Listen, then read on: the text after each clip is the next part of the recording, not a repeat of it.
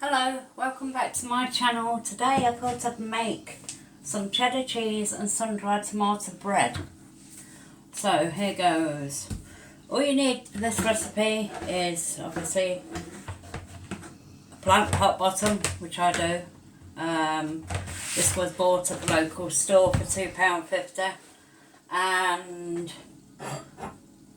a jug. This is already flavoured bread, so all it is basically is mixing and kneading, resting and cooking. And this is served as a companion to any Moroccan dish. So let's start with this. You don't need to sift it because it's already done in the pack.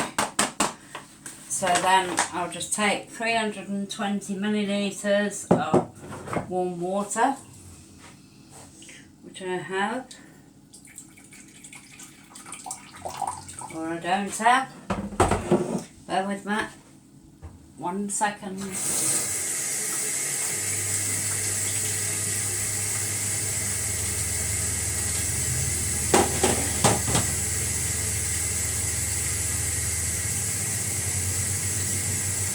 can make this as rolls or as one bread. But you have to put it on a floured baking tin so it can sit in the oven properly and not stick to the bottom of the baking tin. Or you can get, what I like to use is a bit of greaseproof paper, and you can just flour that and then put the actual loaf on. Right, so we'll get started in just a minute. Got some water here.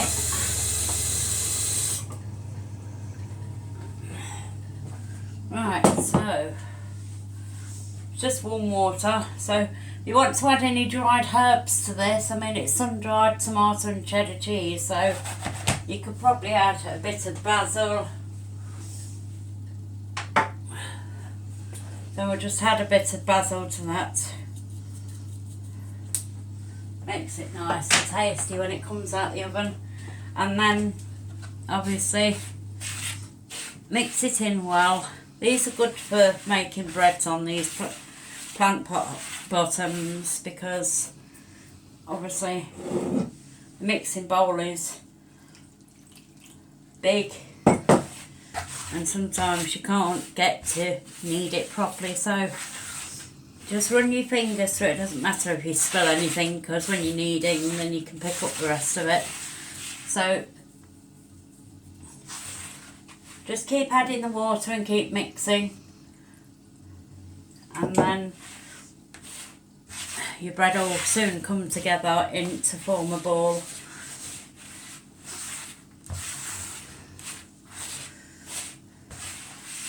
It smells very nice.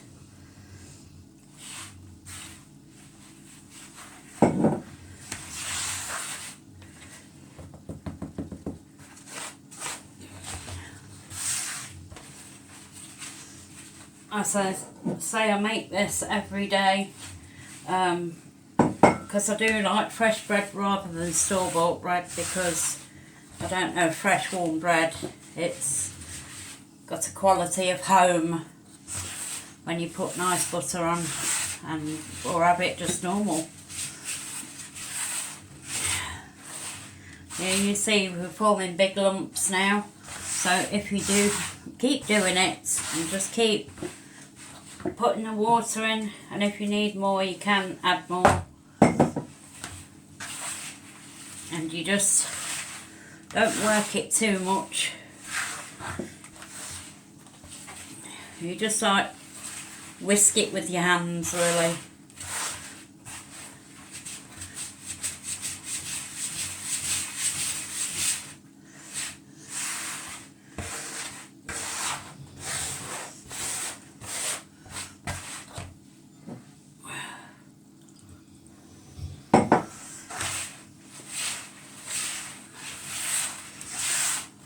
There's a lot of things you can actually do with this bread. You could shape it into baguettes and probably put some garlic butter over the top, or do like a tear and share and put some cheese on, herbs, anything like that. Just get some more water.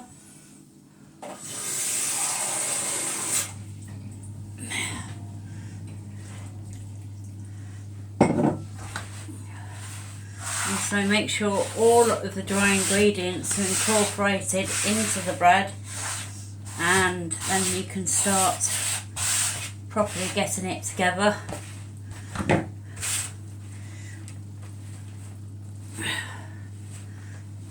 You've got enough dry ingredients at the bottom, you know, to stop the bread from sticking to your fingers.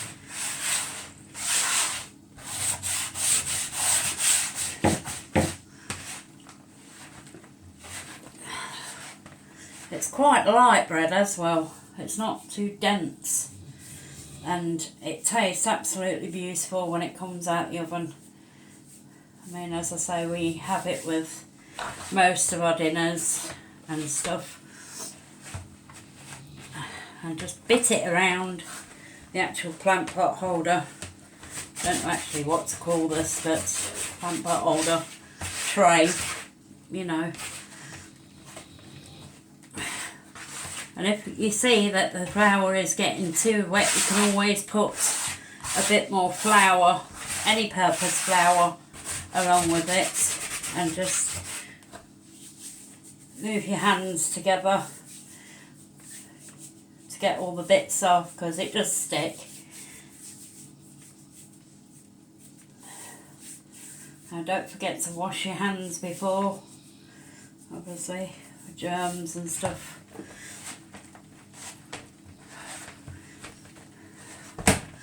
Right, now it's coming together, so I'll just move the dish round as I'm doing the bread and chuck it all over myself and in the process.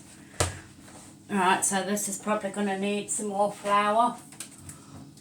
It's a little bit wet, so I can use some flour.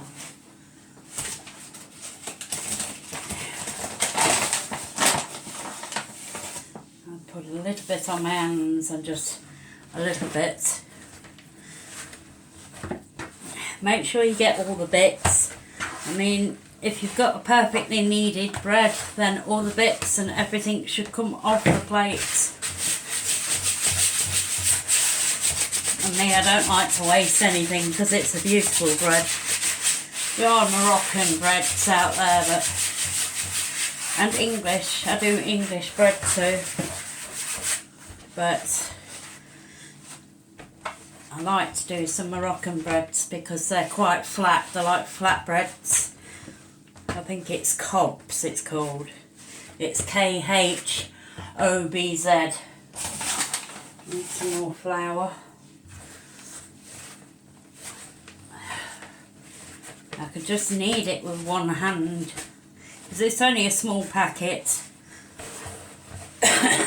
Excuse me. I think I'm getting a cold, so you'll have to bear with me on that. So this plate is nearly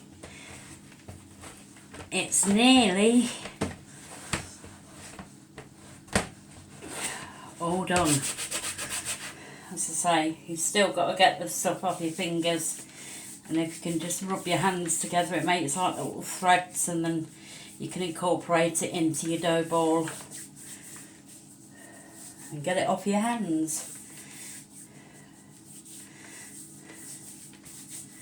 Prevents all your dishcloths being caked up with bread, because it's not nice wet bread. So I'll just do this and get it all off, and then what's left over I just incorporate again.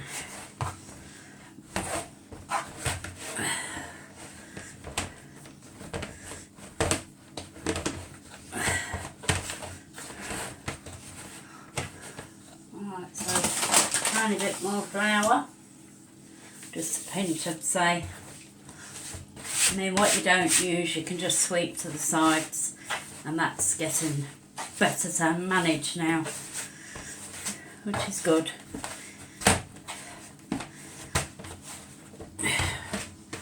And my mum used to say always make bread with cold hands, so my hands are quite cold anyway. It's probably a method to her madness, but you know.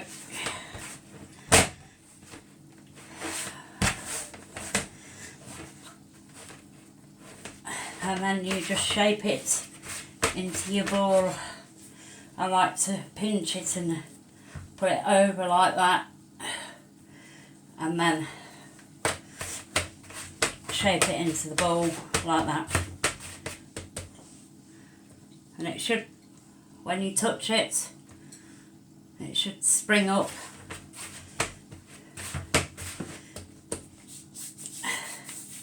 And that's it. We need to leave it to rest for 5 minutes, and then we need it for 2 more minutes, and then after that we can get it baked in the oven or shape it whatever way you want to do it. So I'll just wash my hands now because I've got another recipe to try too.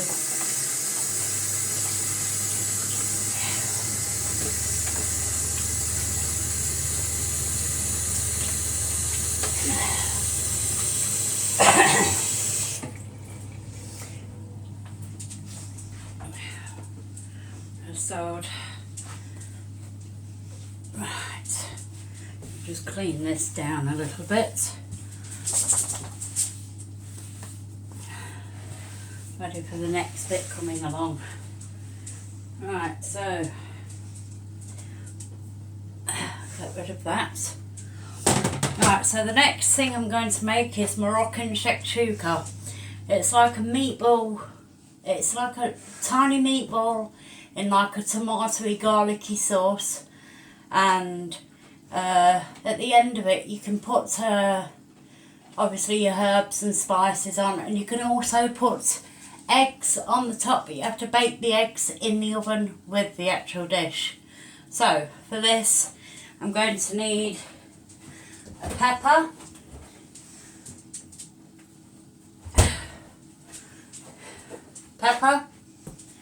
I'm going to need some oil,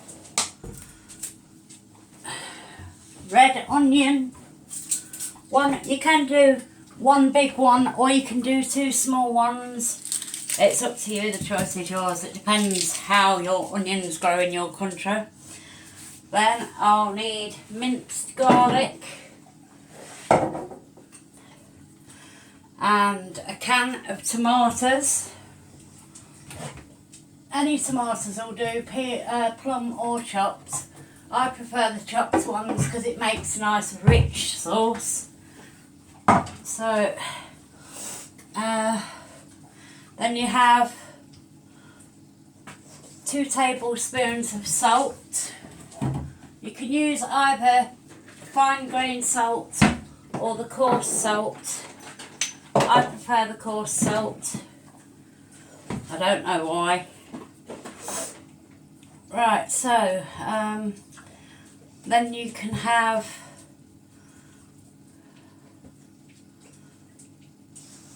paprika we need.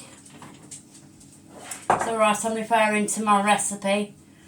Then cumin you need, ground cumin, and you can get the smoked paprika. Right, so, and then you need pepper.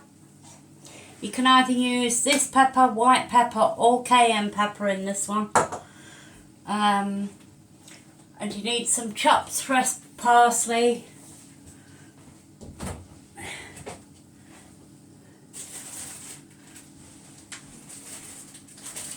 Bear with me, please.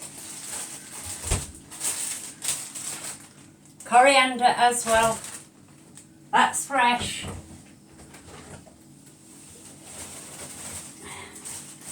And you need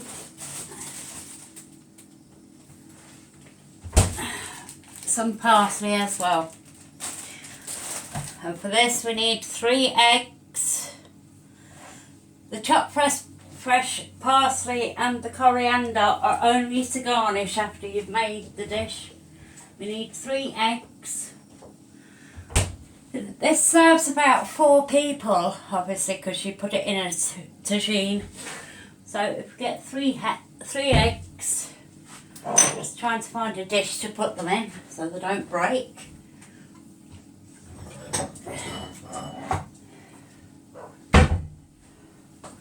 There's your eggs. Be careful. Right, so, and you need 1 pack of beef mince. 1 pack. It's up to you whether you use, I like to use the 5% less fat beef, or you can use pork mince or turkey mince. It's up to you, whatever you choose. Right,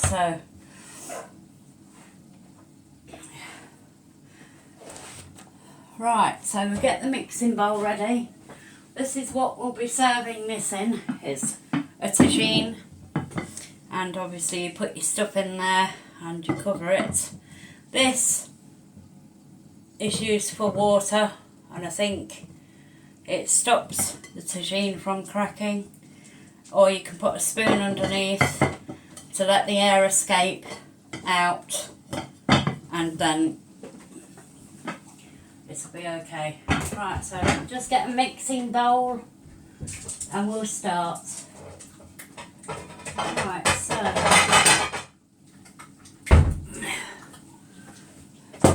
I've got my bowl here. Right, so I'll start by chopping up all the ingredients and we'll work from there. Right, so once I've chopped up all the ingredients, I'm just going to put it into different dishes where I can, you know, keep it okay. Right, so we'll start with the red pepper, knives. Obviously make sure you've got sharp knives.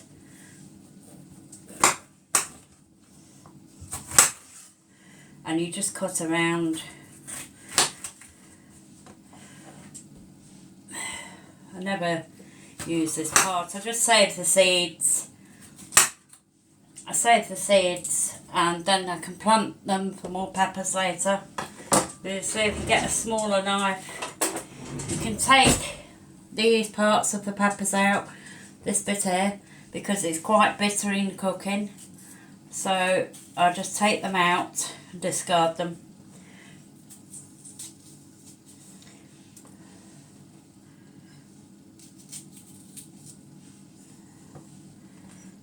Make sure you chop it quite small because it's going to be a sauce.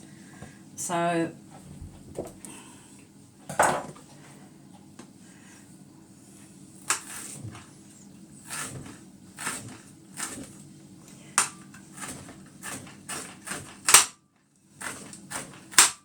be careful with your fingers if you've got sharp knives. So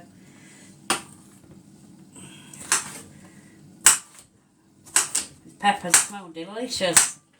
I could eat these peppers raw or cooked. This is my favourite vegetable I'm chopping now, so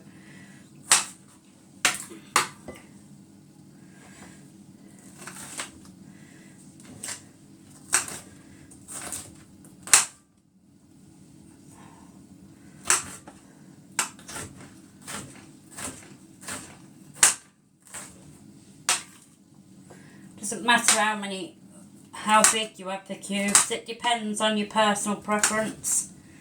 I like them small because I don't like a lot of pepper.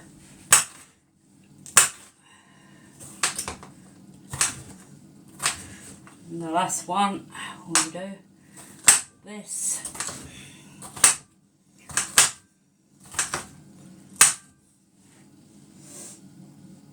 And obviously transfer it to your dish.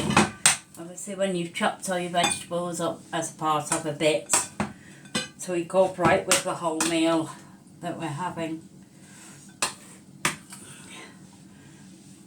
Don't forget to comment, like and subscribe if you like these videos or if you want to see more. I'm a hoard of useless information when it comes to cooking and stuff like that. You know, I can do meats, I can do barbecues, cuisine from around the world. Or I'll have a try. I mean, if it don't work, then we can scrap it and start again. But 90% of the time, it mostly always works. As I say, I keep tasting all my stuff as I'm going through, so I know when I've added something new, because my palate will tell me that I've got something new in there, and it makes a different flavour. Some flavours marry together, so it's like fried egg and brown sauce, something like that, or you know, other things. But you get flavours that marry together, that are made for each other, and you get flavours that don't go well together. So I think it's just a case of just seeing what works, really. And that's all I've done. I've seen what works, and I cook a lot. I cook a lot. I cook for my whole family, which is quite a big family. And at Christmas time we get together, and last year I had 15 people to cook for. But, as I say, in the kitchen is a whole different world for me, because I love to cook. Right, so we've got a red onion here that we're just finely dicing. Obviously it's going to make the sauce of the shakshukka. So we'll just finely dice this and pop it into the plates where we put the peppers.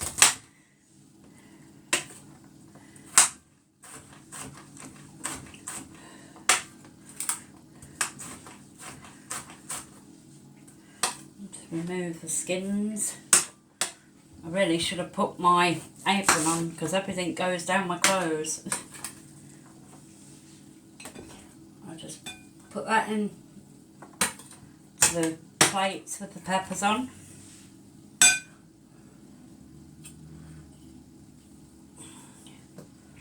Right. I hope you can see this well, and you know, you can see what I'm doing.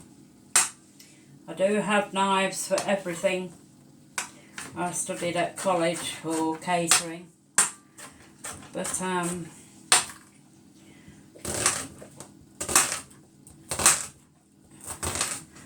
the big slices, I mean, that's the slices I use, and then I break them down with the dice at the end and turn the onion over. I should get it slipping all over the place like it just has done. Well, you feed the floor.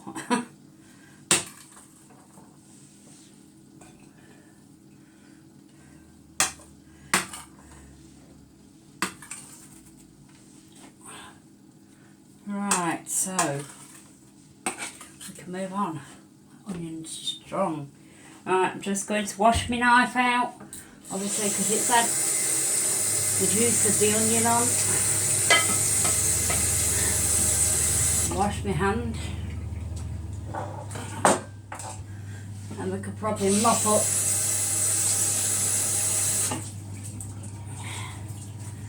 up a bit on here just to clean it away.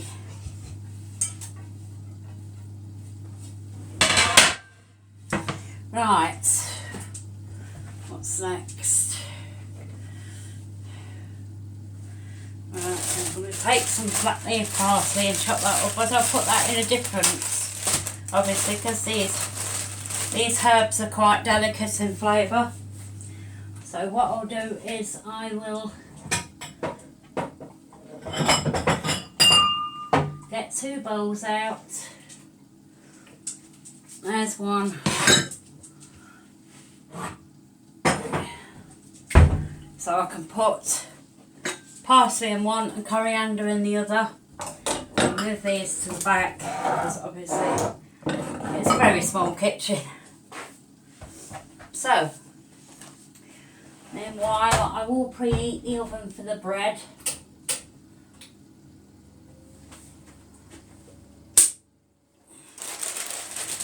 we'll get a small bit of,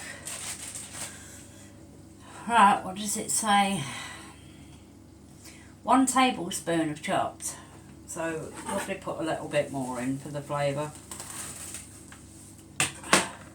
So just a small bunch will do. And obviously you put it back into the bag it came from and store it away properly. I actually need to do a video on how to store these, because I always find when I go into my fridge, because I drink a lot of mint tea, so I have to have fresh mint. So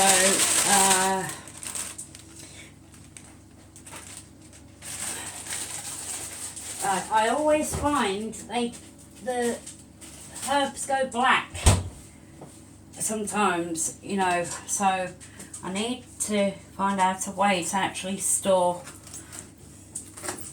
And just chop these roughly.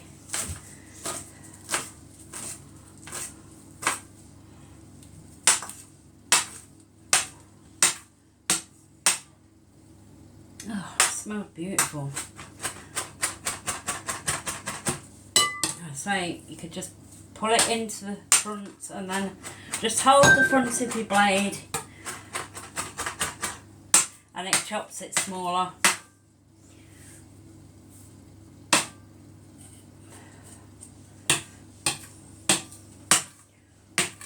You could do it with a smaller knife. I prefer to do it with the bigger knives because obviously I get a wider area chopped.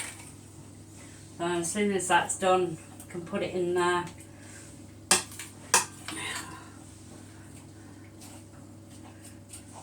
And obviously don't forget to clean down after you've done.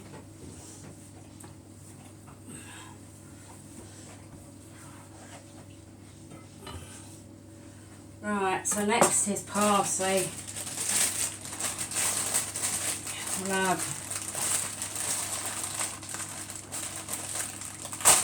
Next is coriander, should I say. I've just looked at the packet. Right, so discard any stalks that you don't want and just put it back in the fridge. You can put some fresh tomatoes in this as well. It's quite nice. Or you could put tomato puree or passata, is it? Yeah, you can get them in the cartons or in the bottles, and it makes the dish quite full with tomato flavour. Or even some dried tomatoes. You could probably do that as well. But anything, what works best for you, then you put in. As I say, it's mix and match.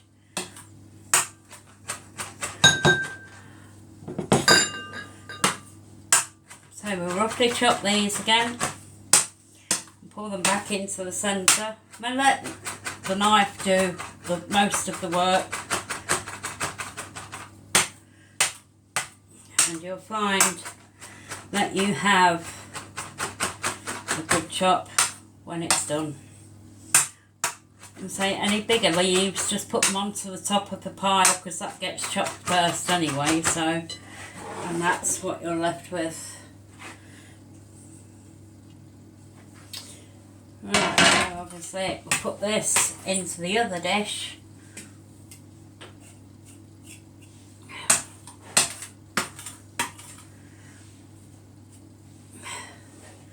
And wash your knife again. I will do a video on what knives are for what soon. It's just actually getting the time to upload these videos. And as I say, don't forget to comment, like and subscribe.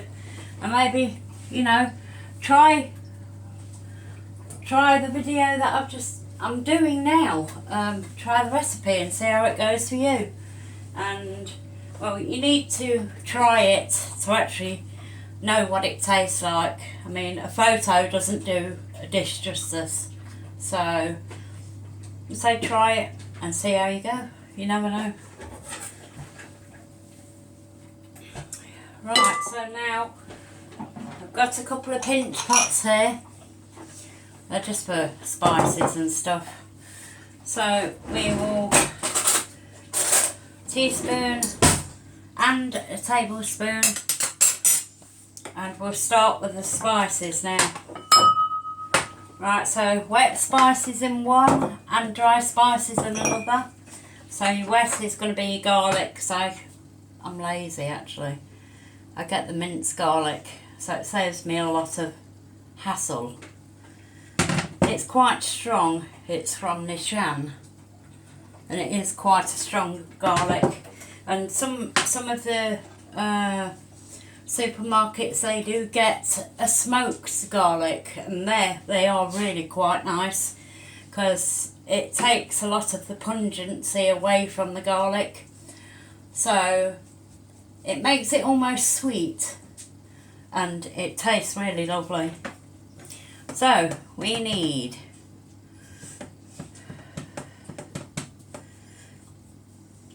1.5 tablespoons of salt.